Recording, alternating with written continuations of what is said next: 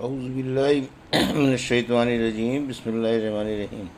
الحمد للہ رب العالمین والصلاة والسلام علی سید المرسلین و خاتم النبیین، اما بعد۔ صحیح بخاری، باب کتاب وکالتی، حدیث نمبر 2309۔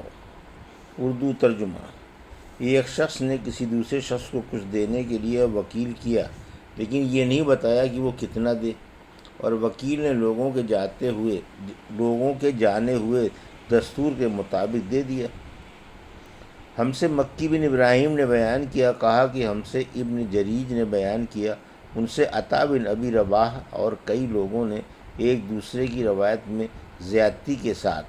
سب راویوں نے اس حدیث کو جابر رضی اللہ عنہ تک نہیں پہنچایا، بلکہ ایک راوی نے ان میں مرسلن روایت کیا۔ وہ حضرت جابر بن عبداللہ رضی اللہ عنہ سے روایت کرتے ہیں کہ انہوں نے بیان کیا، میں رسول اللہ صلی اللہ علیہ وسلم کے ساتھ ایک سفر میں تھا، اور میں ایک سست اونٹ پر سوار تھا، اور وہ سب سے آخر میں رہتا تھا۔ اتفاق سے نبی کریم صلی اللہ علیہ وسلم کا گزر میری طرف سے ہوا، تو آپ نے فرمایا، یہ کون صاحب ہیں؟ میں نے عرض کیا، جابر بن عبداللہ۔ آپ صلی اللہ علیہ وسلم نے فرمایا، کیا بات ہوئی کہ اتنے پیچھے رہ گئے ہو؟ میں بولا کہ ایک نہایت سست رفتار اونٹ پر سوار ہوں۔ آپ نے فرمایا، تمہارے پاس کوئی چھڑی بھی ہے؟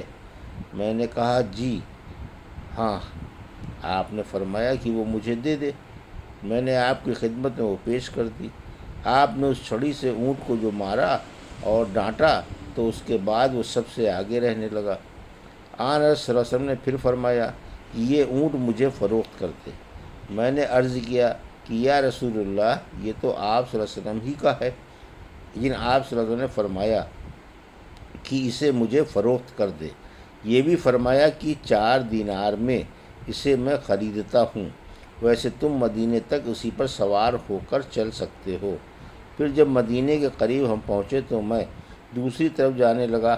آپ نے دریافت فرمایا، کہاں جا رہے ہو؟ میں نے عرض کیا کہ میں نے ایک بیوہ عورت سے شادی کر لی ہے۔ آپ نے فرمایا کہ کسی باکرہ سے کیوں نہ کی، کہ تم بھی اس کے ساتھ کھیلتے اور وہ بھی تمہارے ساتھ کھیلتی۔ میں نے عرض کیا کہ والد شہادت پا چکے ہیں اور گھر میں کئی بہنیں ہیں، اس لیے میں نے سوچا کہ کسی ایسی خاتون سے شادی کروں جو بیوہ اور تجربہ کار ہو۔ آپ صلی اللہ علیہ وسلم نے فرمایا کہ پھر تو ٹھیک کہتا ہے۔ پھر مدینہ پہنچنے کے بعد آپ نے فرمایا کہ بلال، اونٹ کی قیمت ادا کر دو اور کچھ بڑھا کر دے دو۔ چنانچہ انہوں نے 4 دینار بھی دیے اور فالتو ایک قیراط بھی دیا۔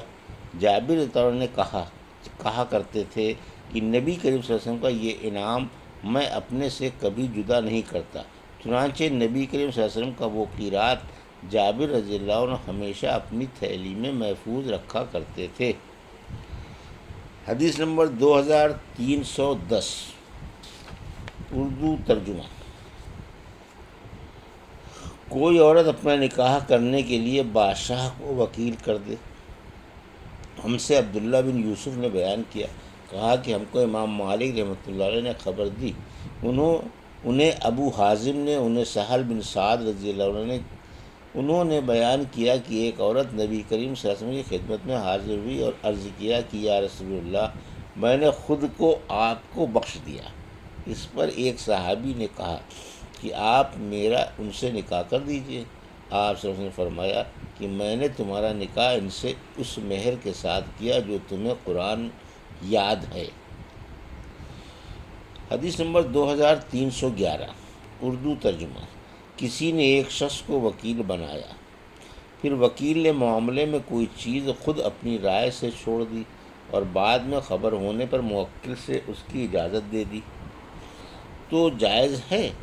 اسی طرح اگر مقررہ مدت تک کے لیے قرض دے دیا تو یہ بھی جائز ہے۔ اور عثمان بن حشیم ابو عمرو نے بیان کیا کہ ہم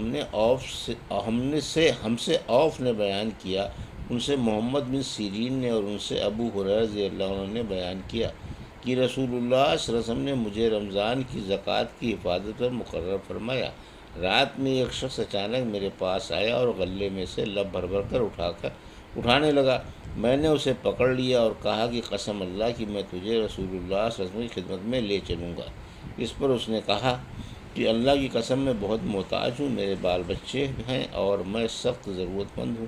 حضرت ابو ہریرہ رضی اللہ عنہ نے کہا، اس کے اظہار معذرت پر میں نے اسے چھوڑ دیا۔ صبح ہوئی تو رسول کریم صلی اللہ علیہ وسلم نے مجھ سے پوچھا، اے ابو ہریرہ، گزشتہ رات تمہارے قیدی نے کیا کیا؟ میں نے کہا، یا رسول اللہ، اس نے سخت ضرورت اور بال بچوں کا رونا رویا، اس لیے مجھے اس پر رحم آ گیا اور میں نے اسے چھوڑ دیا۔ آپ نے فرمایا کہ وہ تم سے جھوٹ بول کر گیا، ابھی وہ پھر آئے گا۔ رسول کریم صلی اللہ علیہ وسلم نے اس فرمانے کی وجہ سے مجھ کو یقین تھا کہ وہ پھر ضرور آئے گا، اس لیے میں اس کی طاق میں لگا رہا، اور جب وہ دوسری رات آ کے پھر غلہ اٹھانے لگا تو میں نے اسے پھر پکڑ لیا اور کہا کہ تجھے رسول کریم صلی اللہ علیہ وسلم کی خدمت میں حاضر کروں گا، لیکن اب بھی اس کی وہی التجا تھی کہ مجھے چھوڑ دے، میں محتاج ہوں، بال بچوں کا بوجھ میرے سر پر ہے، اب میں کبھی نہیں آؤں گا۔ مجھے رحم آ گیا اور میں نے اسے پھر چھوڑ دیا۔ صبح ہوئی تو رسول کریم صلی اللہ علیہ وسلم نے فرمایا، اے ابو ہریرہ، تمہارے قیدی نے کیا کیا؟ میں نے کہا، یا رسول اللہ، اس نے پھر اسی سخت ضرورت کا اور بال بچوں کا رونا رویا، جس پر مجھے رحم آ گیا، اس لیے میں نے اسے چھوڑ دیا۔ آپ صلی اللہ علیہ وسلم نے اس مرتبہ بھی یہی فرمایا کہ وہ تم سے جھوٹ بول کر گیا ہے اور وہ پھر آئے گا۔ تیسری مرتبہ پھر میں اس کے انتظار میں تھا کہ اس نے پھر تیسری رات آ کر غلہ اٹھانا شروع کیا، تو میں نے اسے پکڑ لیا اور کہا کہ تجھے رسول اللہ صلی اللہ علیہ وسلم کی خدمت میں پہنچانا اب ضروری ہو گیا ہے۔ یہ تیسرا موقع ہے، ہر مرتبہ تم یقین دلاتے رہے کہ پھر نہیں آؤ گے، لیکن تم باز نہیں آئے۔ اس نے کہا کہ اس مرتبہ مجھے چھوڑ دے تو میں تمہیں ایسی چند کلمات سکھا دوں گا جس سے اللہ تمہیں فائدہ پہنچائے گا۔ میں نے پوچھا، وہ کلمات کیا ہیں؟ اس نے کہا، جب تم اپنے بستر پر لیٹنے لگو تو آیت الکرسی پوری پڑھ لیا کرو، ایک نگراں فرشتہ اللہ تعالیٰ کی طرف سے برابر تمہاری حفاظت کرتا رہے گا اور صبح تک شیطان تمہارے پاس کبھی نہیں آ سکے گا۔ اس مرتبہ بھی پھر میں نے اسے چھوڑ دیا۔ صبح ہوئی تو رسول کریم صلی اللہ علیہ وسلم نے دریافت فرمایا، گزشتہ رات تمہارے قیدی نے تم سے کیا معاملہ کیا؟ میں نے عرض کیا، یا رسول اللہ، اس نے مجھے چند کلمات سکھائے اور یقین دلایا کہ اللہ تعالیٰ مجھے اس سے فائدہ پہنچائے گا، اس لیے میں نے اسے چھوڑ دیا۔ آپ نے دریافت کیا کہ وہ کلمات کیا ہیں؟ میں نے عرض کیا کہ اس نے بتایا کہ جب بستر پر لیٹو تو آیت الکرسی پڑھ لو شروع سے آخر تک۔ اس نے مجھ سے یہ بھی کہا کہ اللہ تعالیٰ کی طرف سے تم پر اس کے پڑھنے سے ایک نگراں فرشتہ مقرر رہے گا اور صبح تک شیطان تمہارے قریب بھی نہیں آ سکے گا۔ صحابہ خیر کو سب سے آگے بڑھ کر لینے والے تھے۔ نبی کریم صلی اللہ علیہ وسلم نے ان کی یہ بات سن کر فرمایا کہ اگرچہ وہ جھوٹا تھا لیکن تم سے یہ بات سچ کہہ گیا۔ اے ابو ہریرہ، تم کو یہ بھی معلوم ہے کہ 3 راتوں سے تمہارا معاملہ کس سے تھا؟ انہوں نے کہا کہ معلوم نہیں۔ آن صلی اللہ علیہ وسلم نے فرمایا کہ وہ شیطان تھا۔ یہ تھی صحیح بخاری باب کتاب الوکالت کی حدیث نمبر 2309 سے 2311 کی کا اردو ترجمہ جو ابھی آپ نے سماعت فرمایا۔ اللہ سے دعا ہے کہ اللہ میں ان حدیثوں کی صحیح سمجھ عطا فرما اور ان پر عمل کرنے کی توفیق عطا فرما۔ آمین یا رب العالمین۔